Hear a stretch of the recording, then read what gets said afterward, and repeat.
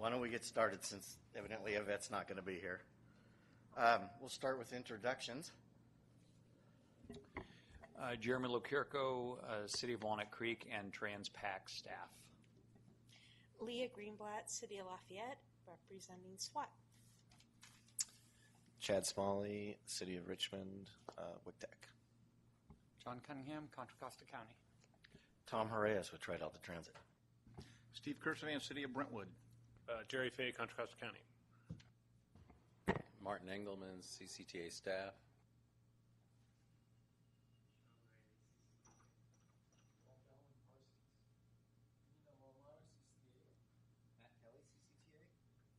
Dave Campbell, Advocacy Director with Bike East Bay, formerly East Bay Bicycle Coalition.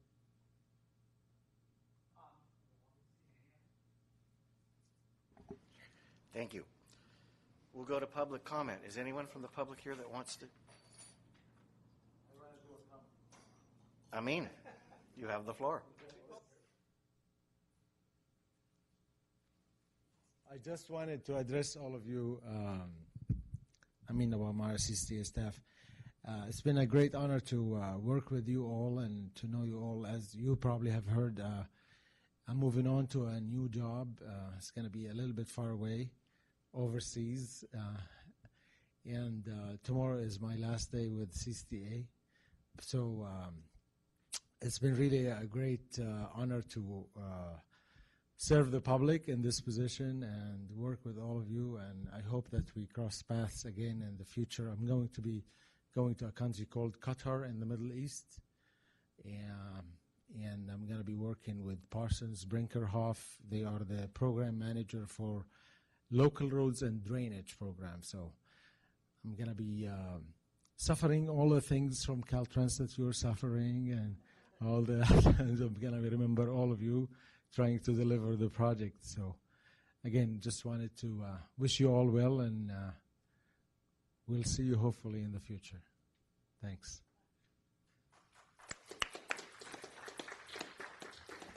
Thank you, Amin, and we hope to see you again too.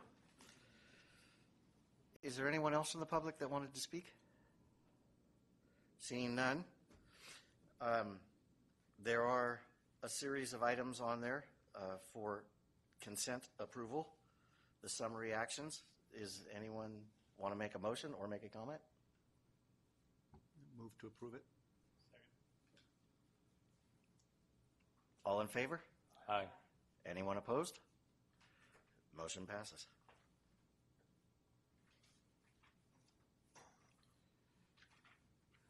Who's going to give us the, Martin, are you going to, or is?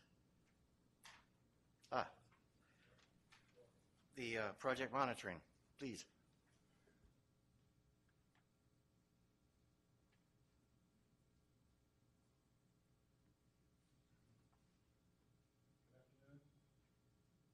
Good afternoon. Walt Allen Parsons. I'm here to present the project monitoring report. This is something we do every month to make sure that projects are moving ahead, specifically projects on the STIP, projects that are STP CMAQ grants that are OBAG grants basically, and then inactive obligations. So we've done a little something different this month in that we're don't show the previous 2013 and 2012 projects. We're just showing the 2014, 2015 projects. So these are the projects that need to get delivered, the OBAG projects that need to get delivered this next year. Basically, everybody needs to have their E76 submitted by February 1st. So, you know, if you look at that report, which is page 4.3 in your packet, I'm sorry, that's STIP is 4.3. The 2015 is the STIP CMAQ projects, and that's page 4-5. So each of those projects, you know, have been successful in getting responses from the local agencies about your projected dates for this year. What are we going to accomplish? When are we going to accomplish the field review, the NEPA approval, the right-of-way certificate? And so everybody's gotten back to us with those proposed dates. What we want to make sure now is we have some dates that are estimated, that are now in the past, and we want to make sure that the next month we update those with the correct dates. When did the field review occur? And does that change when your estimated time for the NEPA approval of the right-of-way certificate's done? So those are just basically looking at those dates every month. I'll be contacting you, and we'll be updating this chart, as the year goes on, so that hopefully, everything's checked off and everything's ready to go, and that even before February 1st, those requests for authorizations are sent in to Caltrans Local Assistance. Any questions?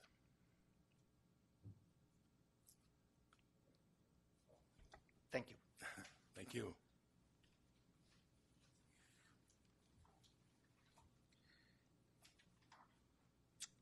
I just closed my agenda. Well, the next item on the agenda is the meat and potatoes of what we're doing today. I know that by heart. So who's doing the presentation? Martin, take the floor. All right, thank you. Good afternoon. Martin Engelman, Deputy Executive Director for Planning at the Contra Costa Transportation Authority. The item before you is the preliminary draft of the 2014 Countywide Transportation Plan update. We've been working on this for the past year and a half, and we're finally at the point where we can show you the full document. And what we'd like to do today is get you a little bit familiar with the document. If you've read it, great. If you haven't, we hope that the committee as a whole will look at it, and you can shoot us individual comments. You do get a couple of bites of the apple here, in that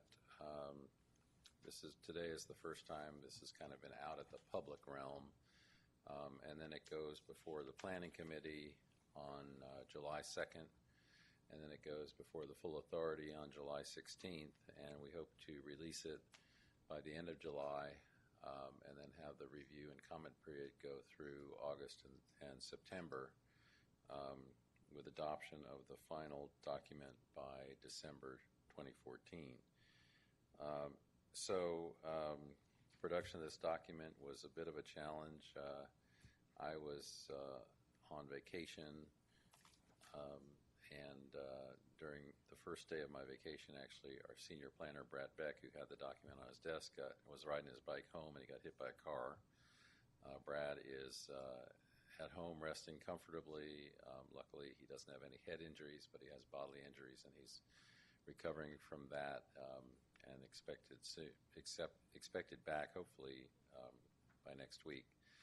So in the meantime, the whole plan kind of fell on Matt's shoulders, so I want to thank Matt Kelly here for picking up the ball and bringing the document to you. Has anyone had a chance to look at Volume 1 of the CTP? Raise your hand if you have. All right. Leah? No? Okay. All right. So Volume 1 is kind of the meat of the document. That's where all the text is, and it has an executive summary. It has an introduction that talks about the forecasts. It's much shorter than the 2009 plan. It includes a chapter on vision, goals, and strategies, and then it goes into the transportation system and discusses each mode of the transportation system: roadways, transit, HOVs, express lanes, trails, ped bike, and new facilities for goods movement. And then at the end of that chapter, it talks about revenues available and funds needed to build all the things that we want to build.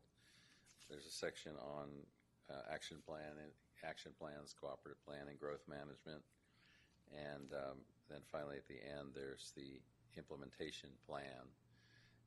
That's Volume 1. Volume 2 are the 5 action plans that all of you have been working on at your RTPC level, and we've gotten to the point where we have drafts of those, and those have been posted on our website. And then Volume 3 is the Comprehensive Transportation Project List, the CTPL, and that's our list of some 1,000 projects now that we've received from you. And these are projects that have a cost, that have a project sponsor, and that are not yet constructed or are under construction. In the board letter, we've outlined a couple of issues that have come up, and this has been an interesting process updating these action plans because the emphasis of this plan changed a little bit from the previous 4 plans, in that we're now emphasizing more a multimodal aspect and incorporating sustainability and reflecting the 2013 Plan Bay Area, the Sustainable Community Strategy. And that's a little bit different because in the past our plan has preceded the RTP, and we've attempted to drive the RTP. This plan has been more in response to the 2013 RTP. So in the effort to be more multimodal, to focus less on highways, we have some unusual requests from the SWAT area on the routes of regional significance, and there's a map on the wall that shows the designated routes of regional significance. There's 4 criteria for them, but essentially a route of regional significance is it's considered as a roadway or a freeway that connects 2 or more regions, enters or leaves the county, carries a significant amount of through traffic, or connects to a major activity center. And the idea behind those routes is that the cities would get together and set performance objectives for them, and then establish an action plan for achieving those objectives. So in the course of developing the action plans, we have a request in the Tri-Valley to designate the Iron Horse Trail as a route of regional significance, and we have a request in the La Miranda area to designate the BART line as a route of regional significance. And this is something that we want you to consider and discuss perhaps as an issue, because the question is, if you have one sub-area do this, should all of them do this? Or should we just continue to talk about routes as being just highways? So that's one issue I want you to dig into a little bit if you can today. And then the other issue is the funding. And the funding comes up at the end of the 3rd chapter on the transportation system. And we've determined, based upon our CTPL, that the total cost of all the projects in the countywide plan adds up to $11.6 billion. And of that, we have about 4.6 available, or 4.7 available. So that kind of sets the stage for the Measure J renewal, and as you know, we're talking about going to the ballot box in November 2016, and the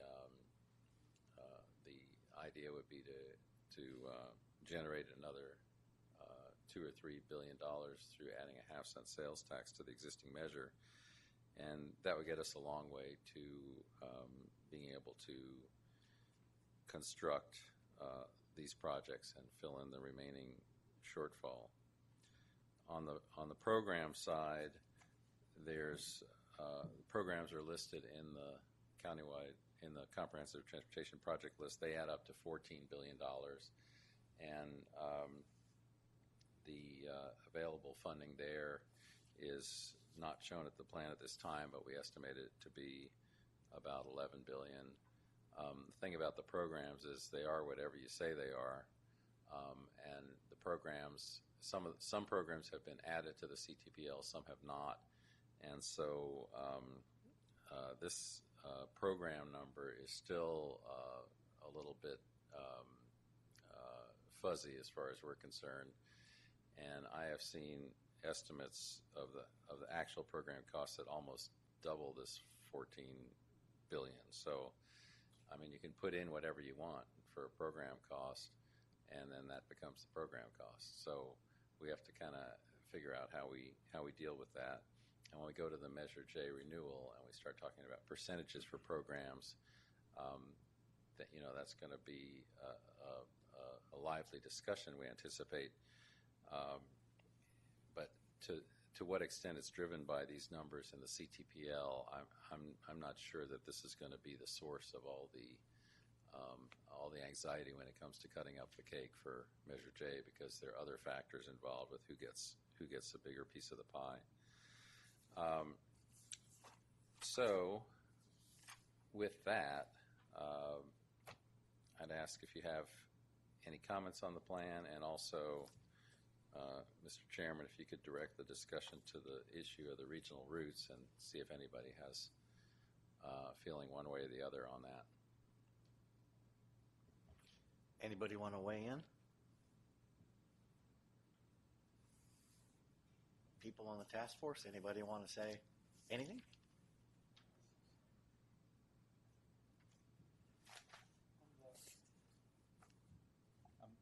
I'm looking up the definition of regional, but one of them I think says it carries a significant amount of volume Through traffic. through traffic. How does the bike trail meet that definition? Well, it's a trunk line, I guess a trunk line bike trail. The Iron Horse Trail Well, is a but trunk line, so, Is the volume significant? yeah. And the reason I'm making the point is I can understand BART meeting that. Then is Buchanan Field one too? It carries significant volume. So I mean, my fear is we're opening a door that we may not want to open. That's. And I'm an avid bicyclist, so don't. Commuter of the year, right? Bike commuter of the year. Last year, so of last year's news. But yes, I was bicycle commuter of the year, so I am sympathetic to the bicycle cause. I guess my question would be significant amount of through traffic that's relative to the entire travel inventory, or significant based on just that mode?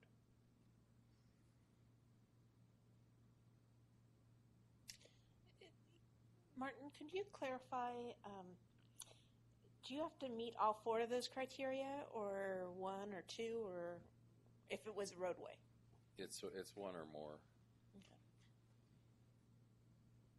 So I think in the case of the Iron Horse Trail, you've got, it connects to multiple sub areas. I believe it enters and leaves the county. Provides access to, I'll say, regional transit facilities. Yeah, and one of the interesting things about this is in our implementation guide, when we define a route of regional significance, so it's not on that chart there, we say a route of regional significance is a roadway that carries, and then we list the four criteria. It doesn't say a facility. But the upshot of this would be that the SWAT would set objectives for BART, for the Iron Horse Trail, and then have actions for achieving them. I was going to say, I guess from my perspective anyway, it seems to make sense in terms of trying to encourage a multimodal approach to transportation planning and issues. We view the routes of regional significance are mainly used as a mechanism for interjurisdictional cooperation. I mean, that's effectively what they end up being. It's not that that designation doesn't confer any special, it's not like a pile of money falls out of the sky because you're a route of regional significance. And we took a hard look in West County. We took a hard look at the route of regional significance and talked about what that really meant, and did it make sense for some of these routes to be designated when they were wholly contained within a jurisdiction, and it was hard to imagine a development project happening that would have an impact on a neighboring jurisdiction, for example, as a result of it. and we've proposed to remove a couple of routes as a result of that. So I find it sort of interesting that the other subregions are looking to add non-motorized routes, but in a certain way, I guess I tend to want to defer to the subregion if that's what they want to do, and because it does encourage the collaborative planning, especially with regard to BART. BART is a jurisdiction of its own, and it does make sense to integrate our planning and our development activities with what they've received for their service.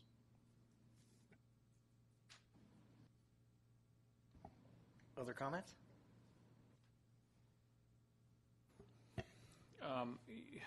We had a similar discussion at Transpac regarding the non-motorized BART line and Iron Horse Trail. And while we think they're important regional routes, there's certain MTSO criteria which I think needs to be considered, discussed, vetted, and I think the conversation should probably go beyond just one sub-area. I know SWAT really looked at that, but the concern is if we're not, if multiple sub-areas are not considering this an important route, then the designation of a regional route, I think it gets a little bit problematic. You can have a sub-regional route of significance, but if these facilities aren't mutually recognized by more than one sub-area, I would caution that that's kind of going down a path. There's a lot of roadways that go through many jurisdictions, but they wouldn't be considered a regional route. And so I think while on face it's a really good idea, I think additional discussion and consideration on how we would consider establishing MTSOs for these facilities and really extending that discussion and that conversation to the East Bay Regional Park District, to BART, and have a more collaborative discussion on what is their service objective for enhancing or expanding their service. I think it's a great opportunity to begin that discussion. It just, in this specific update, it may be a little premature to be including the routes for all areas without having that conversation. As you pointed out, Martin, we've had about a year and a half run up to this being released, and this particular issue was brought up very early on in that process. And it's been discussed in a variety of forums, at the RTPCs, at the CTP task force, and probably some more that I'm forgetting right now. And it seems like we've debated similar, if not identical, specific sub-issues on this, come to resolution sometimes not come to resolution, agree to disagree, not come to an understanding. And I guess so. It's contrary to Jeremy's point. I see us as being able to address this issue in this update. However, that may be either reject the concept or embrace the concept. And maybe now is the time. Now that we have the draft document, the formal draft document, maybe now is the time where we kind of coalesce, and all the discussions that have taken place over at least the last year. It's almost like you have to take this issue and handle it, I guess, fairly. It's going to have to be handled in detail and exclusively, as you point out, Martin. Just the routes of regional significance, the guiding language doesn't match the direction we're going, in that it says roadways. It doesn't address transit or paths. But I guess I would say let's address it at this update, and there's been plenty of time to do it. And I've seen the schedule that's in the document that you released. I think we should be able to do something with this concept during this update.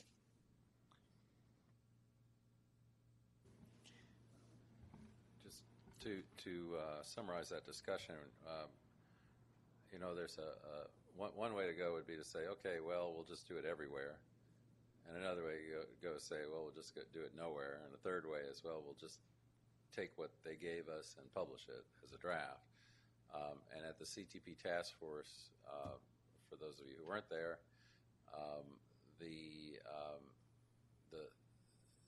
several of the other sub areas really talked about this extensively and decided not to do it. So I don't think the authority could say, okay, SWAT wants to do it, let's do it everywhere. And even within SWAT, it's not totally consistent. Of course, SWAT Tri-Valley doesn't have a BART line, so I guess that settles that. But for example, La Marinda did not designate the Lafayette-Moraga Trail, which is another trunk line there. It'd be a little difficult I think it would raise a ruckus if we were to say we're doing it everywhere. That has not been vetted by the RTPCs, or actually it has and they've rejected it. It's a better way to say that. And then if we say we're not doing it anywhere, then we're saying, well, you've tried to be innovative, you tried to be multimodal, but forget it. Routes of regional significance are about highways and the BART line and the Iron Horse Trail. Those are to mitigate impacts, and we're not talking about objectives for those facilities alone. The path of least resistance is simply to take what they developed in their draft plans and to issue that and to include that in the draft. We could have further discussion at the Planning Committee and the Authority in July, but I've already tried to kind of bring this to their attention, and it's been difficult to engage them on this detailed a topic. So it's really at this forum, I think, where you understand the most about it and the implications and so forth. John, you and I have been involved for a long time on the whole meaning of these MTSOs and attempts to work them into the general plan amendment process. If there's a general plan amendment in Concord that affects the BART ridership or the empty seat ratio on the Lafayette line, that would then become an MTSO that you'd have to address in your general plan, whether you like it or not, even though you haven't designated BART as a route of regional significance in your particular sub area. If there's a downstream effect, there would be repercussions there. Whether they would be significant enough to affect the CEQA findings, I don't know. But it starts to weigh into the general plan amendment process. And I guess in San Ramon and Danville, they would say we're doing a general plan amendment. How does that affect the MTSO on the Iron Horse Trail? And what is the MTSO on the Iron Horse Trail? That's a good question right there. So, a couple things. So, La Marinda and LPMC did consider the Lafayette-Moraga Trail. They had a discussion about whether or not to include it, but they didn't think it qualified. It was different than the Iron Horse Trail, so it's a sub-regional. It has a sub-regional designation. But, I think that the SWAT region is kind of thinking ahead in terms of what's going to happen with the next measure, and that we've heard already that the freeways, you guys constructed all the freeways, the big freeway projects are done, and if it's a matter of changing and kind of viewing that the way of transportation is a more inclusive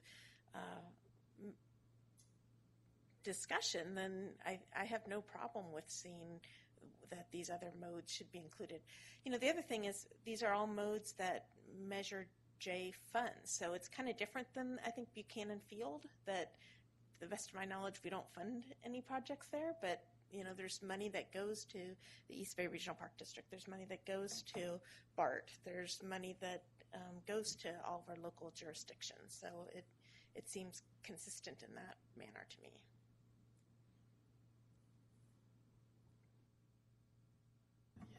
you haven't completely swept this under the rug, because you have a little graph here, or an insert in Volume 1 that lists all of the trails in Contra Costa, and you consider them countywide or regional importance. So, I mean, they're listed. We know they're there. I guess just as a traffic engineer, when you tell me a bike trail and you use the word significant, I just can't put those two together. I mean, and you know, like I said, I fully. Need help. What? I can help you put those two together. Send me $6.5 million. No, and we are in East County putting together the McCullough Trail Bridge over the bypass, Highway 4. So we're doing it, and it's there. But I guess my fear is that, kind of going on your point of, you know, we've built all the freeways we can. Now we need to improve other modes. Great. But even if you build the best bike trail system in the world, are the bicyclists going to use it? Those who are probably already on it will, and you may gather a few. Is it a drop in the bucket? My guess is, unfortunately, yes, it probably is a drop in the bucket. So, but you know, getting back to the whole scenario, they list every trail in the county in here, so they're there. Like I said, with, you know, all respect to Mr. Campbell, I don't know that I can put the word significant and bike trail together in the same sentence. That's just one guy. Well, and I wouldn't limit it just to the pet bike portion to it. I mean, in the SWAT jurisdiction, Highway 24 carries a significant volume of through traffic. I mean, if something happened to BART, you know, the corridor would be devastated. There's no way that Highway 24 could handle that capacity that goes through there. Yeah, but realistically, if something happens to BART, it happens on your way to the BART station, and you don't have the option probably of running back home and grabbing your bicycle and going to work with bike. Unless it's something like a strike, for instance, maybe, right. Yes, where we know BART will not run tomorrow, so I'm going to ride my bike. But when it's a breakdown in the Transbay tube at 7 o'clock in the morning and you just heard about it on your radio when you're in your car, a little late. So, but like I said, I mean,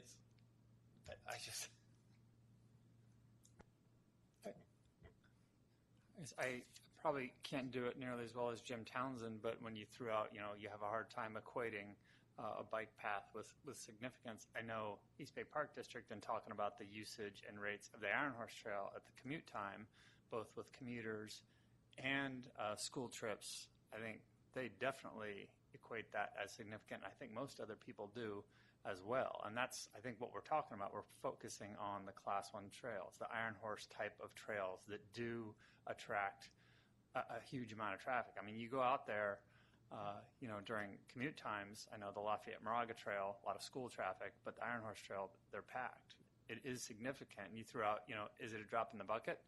In the grand scheme of things, I guess you could characterize it like that, but you have to remember, if you want to affect congestion, a lot of times all you need is a drop in the bucket to back it off that congested level to get things flowing a little better. I mean, some people characterize transit as a drop in the bucket too. Does it help? Yeah, it helps. And so, and that's why I threw out, it was kind of a bait or a loaded question in the beginning when we were talking about, you know, are we talking about a significant amount of traffic with, you know, all of the travel, or with just that mode? And so these Class 1 facilities, those are the bike highways. You got the Iron Horse Trail is our 680. You got the Lafayette-Moraga Trail, which could be our 24 if we close that gap. You got the Delta de Anza Trail, that's the Highway 4. Those are our bike highways. That's where I would characterize the significance. And I would completely agree that in the bicycle world, they are significant. In the total transportation world, they may not be. Another point, in my prior life, I used to be the traffic engineer for Contra Costa County. One of the odd things that happened on the Iron Horse Trail, and this may have changed since then because it's been a few years, is if you looked at who was running up and down that corridor, riding their bicycles up and down the corridor, the avid bicyclists were on Danville Boulevard. They weren't on the Iron Horse Trail because they didn't like the constant having to stop at every side street. So I think even when you look at it in that light, you have possibly mom, dad, and the kids going to school who are on the trail, and you have the guy who's out for his 75-mile daily ride. He's on Danville Boulevard because he doesn't want the interruptions. So, but anyway, I agree with all your points. And if I could just add one more quick, Tom, I guess with the bicycle facilities, it also represents a diversification in investment of transportation infrastructure. As somebody, I think, Leah threw it out earlier, the era of big road building is over. I guess we're getting a return, or diminishing returns on that investment. Okay, so what do we do now? We're entering maintenance mode in our roads. Where else do we turn our investment? Where do we insulate ourselves from dependence on that one mode? Well, let's diversify. Let's invest in these other modes. Martin, a comment and a question, if I might. You said a little earlier that you had tried to hint to the other committees about this coming and not gotten a lot of traction yet.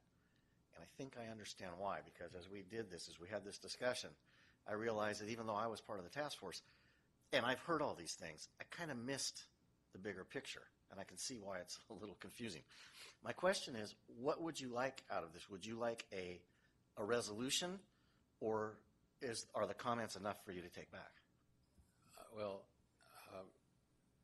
I'd like a resolution and a recommendation. It's a lot to ask, but just to go back in history. The whole idea of Measure C was the local jurisdictions take care of congestion on their local streets, and we have level of service standards, very strict level of service standards for their local streets. And should you ever violate them, you have to do all kinds of things, including getting rid of the level of service issue. And then with Measure J, we transitioned away from that. We said, level of service standards on local streets isn't really that good an idea, because what happens is, developers come along and they say, I can fix that problem. I'll just make it a triple left turn lane. And the intersections get bigger and bigger.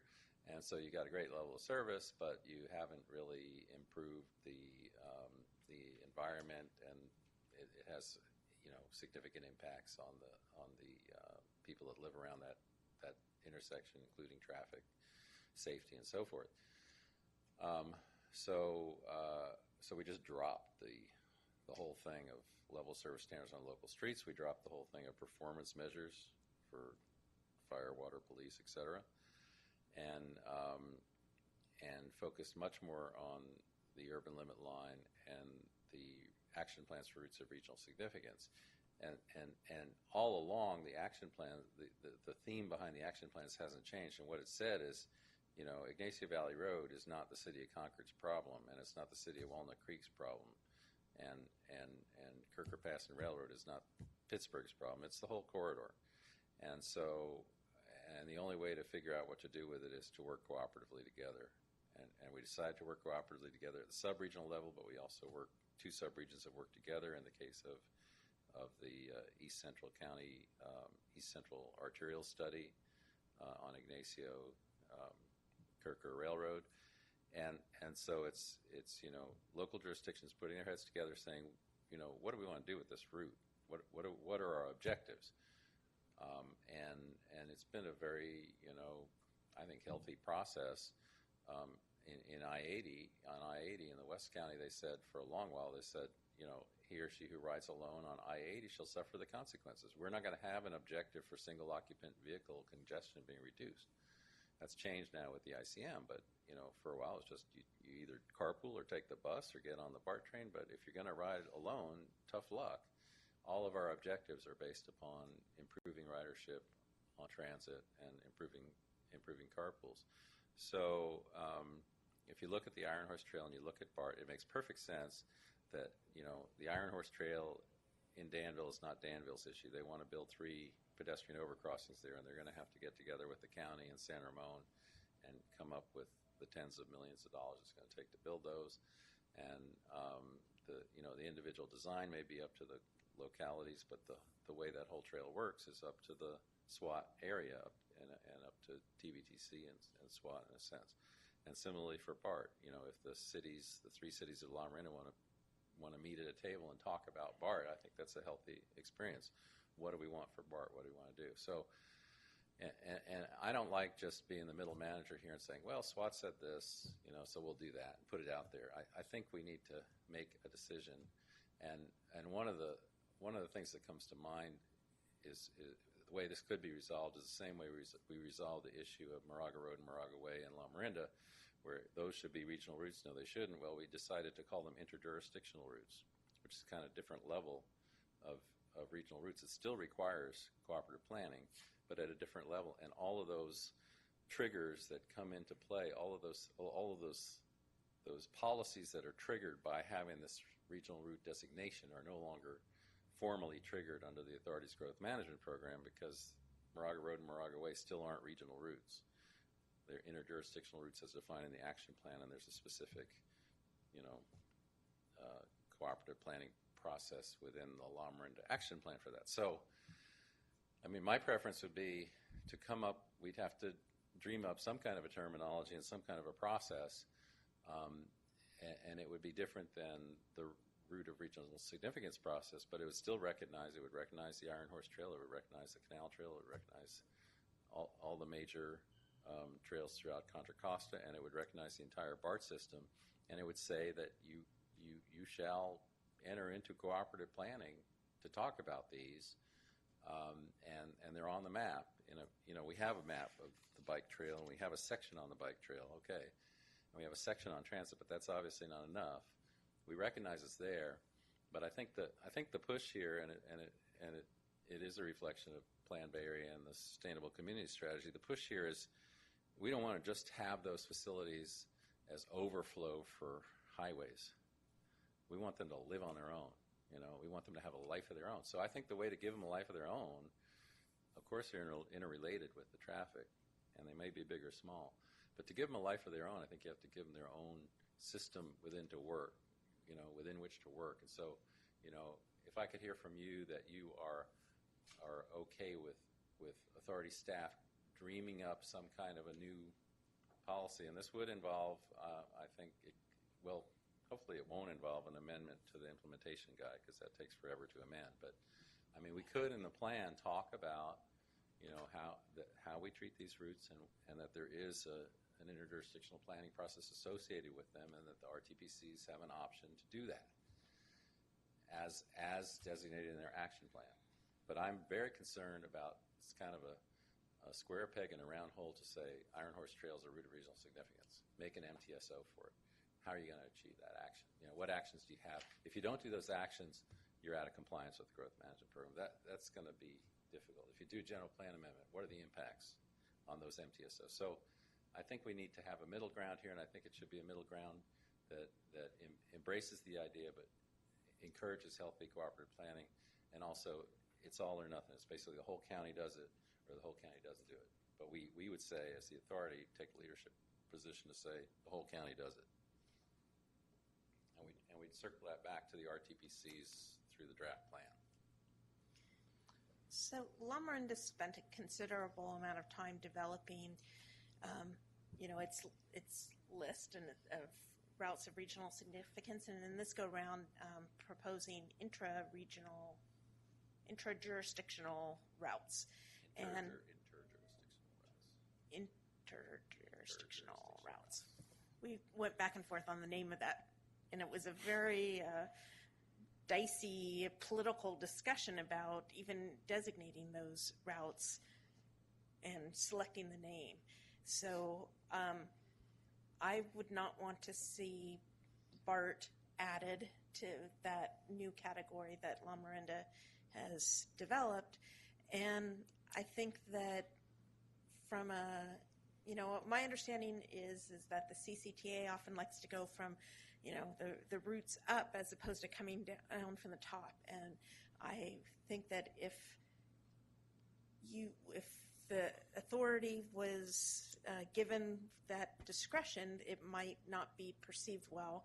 And I if, for example, if you propose to add the Lafayette-Moraga trail to that, I think La Marinda jurisdictions might have some concerns about that, given their interpretation of history relative to Pleasant Hill Road and its designation as a route of regional significance.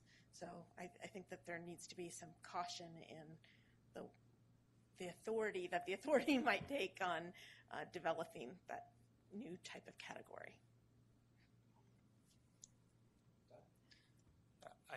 I think I support what I heard as a concept that you threw out, Martin, that CCTA staff, take a look at this. And it sounded like it was a more comprehensive approach, addressing kind of the square peg in the round hole, because we've been doing business a certain way all this time, and now all of a sudden it's getting turned on its head. There's going to be a lot of cascading effects throughout our documents. You suggested the implementation program implementation guidance. I forget what it's called at this point. But yeah, looking at all those kind of related things, anywhere from how the MTSOs would change all the way to some of the more nominal semantic type issues that are probably throughout our guiding documents. And I guess this could also be tied, addressing the non-motorized and the transit could also be tied to the changes in what we've seen in, the congestion-based planning, auto planning going away as we know it. We saw this coming. We flirted with it a little bit when AB 32 and SB 375 came out with during the last countywide transportation plan update, but nothing had really gelled. And now it seems like people are getting a little bit more focused. You have SB 743 came out, and so it's really starting to change both on the auto side and on the non-motorized side. So yeah, that's I would support an approach being put together by CCTA on how to address this in this transportation plan. I hope they'd be working with the local jurisdictions on designating the routes. Oh, agreed.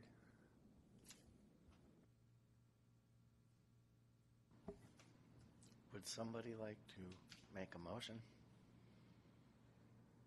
supporting the concept of CCTA staff? Can I retroactively move my last statement? Was that sufficiently detailed enough? Sorry, do you want to is there any public comment on this? I'd welcome public comment. I was actually kind of expecting it. No one made a motion, so.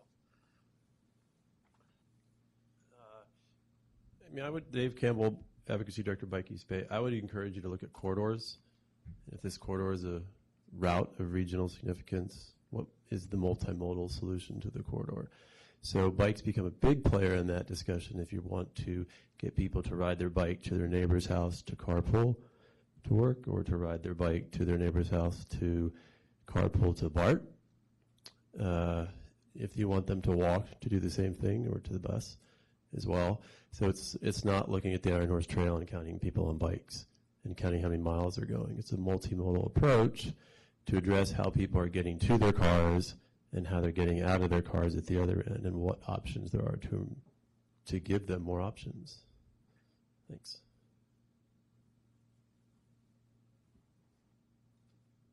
Thank you. Further comment?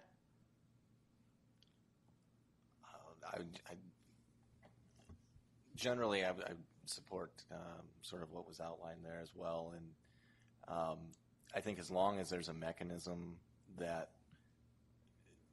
provides for the RTPCs to discuss in an interjurisdictional forum whether a proposed development has an impact on a non-motorized transportation facility that involves several jurisdictions, and would cause it to, for whatever reason, not meet a service objective.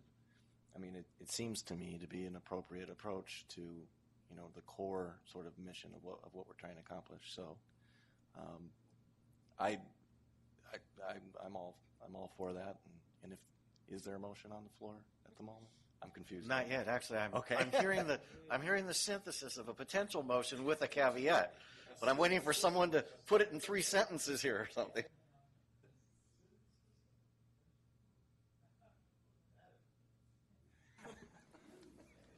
It's public transit prerogative. Should I try and synthesize that? Yes. I move that I don't know if this is going to be appropriate parliamentary-wise, but I move that the TCC recommend that CCTA staff develop an approach to incorporating non-motorized facilities into the regional routes and the comprehensive transportation plan as a whole, in consultation with RTPCs and their local jurisdictions. Second. Can I just ask a clarifying question? On the motion, when you say multimodal, would that, you're intending that's not just ped bike, but that would also include BART? Yes? Okay, I just, Well, if you ask Dave, multimodal is just bike, right? But sorry. All right, we have a motion and a second. All in favor? Any opposed? Motion carries. So I think that was the big issue. So thank you for your guidance on this, and we will. We also ask that you take the draft plan and forward it to the authority, to the planning committee and the authority, and recommend that they release it as a draft at the end of July. Okay, with that, two things, if I might. Does anybody have any comments they want to add? Just one. Oh, I'm sorry. Just for the record, Richmond has some substantive comments to provide on the list itself, the CTPL list. I'm glad you mentioned that because Matt just reminded me. Yeah, and also let me emphasize, you have really through Monday to open this thing up and if you have any kind of comments, even if MTC has a comment, send them my way because we'd like to get them into the document before we release the draft because the draft's really going to be for the public, you know, and hopefully we've aired it out enough at the staff level that we're not, we don't have anything in there that you don't like, you know. So if you see something you don't like, let me know by Monday. And also, if you have issues on the CTPL, give us those. And Matt just reminded me that there were several projects in the CTPL that did not have costs. And if you don't have a cost, we actually can't put you in there. And they showed up as zeros, right? And they have a project sponsor. So Matt has notified all the project sponsors of their projects that don't have costs. Get a cost in there so that we can include it in the volume 3 of the plan.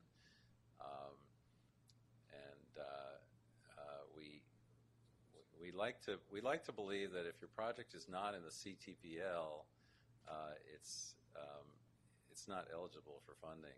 That's kind of like you have to go through that first hoop. You have to be in the countywide plan to move on and get into the 7-year CIP, to get into the STIP, to get into other funding opportunities. We're trying to get our arms around all the projects. So, Any other comments? All right, I would be remiss if I didn't add one, being the only public transit operator here today, I believe. I know you guys aren't public transit, but I suspect you may know who APTA is, the American Public Transit Association. Tri-Delta Transit was just awarded the Best Small Operator in the Nation award. And it's going to be issued at the Public Transit Conference in October. So Jeannie's going to be over here next week, actually, and if you see her around, congratulate her. She's walking 6 feet off the floor these days. So, with that, meeting is adjourned. We will meet again on the 17th of July here at 2:30.